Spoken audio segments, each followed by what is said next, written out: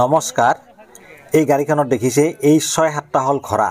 এই ঘোঁৰাবোৰ বেপাৰীয়ে লৈ আহিছে এইবিলাক হালাল কৰিবলৈ, অৰ্থাৎ এই ঘোঁৰাৰ মাংসবিলাক গো মাংস বুলি কৈ বিক্ৰী কৰিব বজাৰত, নাইবা গো মাংসৰ লগত এই ঘোঁৰাৰ মাংস মিহলাই গো মাংস বুলি বিক্ৰী কৰিব। এই দুষ্ট চক্ৰটো আজি বহু দিনৰ পৰা আমাৰ নামনি অসমত এই ব্যৱসায়বিলাক কৰি আছিল। কিন্তু লাহে লাহে অন্যায়ৰ এটা সীমা থাকেতো, ১০০ গৰু মাৰিলে বাঘৰো এদিন মৰণ, যাৰ ফলত এই ফকাছটো আহি গ'ল। এই ধৰণৰ বেয়া কামবিলাক কৰাৰ যিটো ফকাছ, গো মাংস বুলি ঘোঁৰাৰ মাংস যি বিক্ৰী কৰাৰ যিটো ফকাছ, এইটো আহি গ'ল।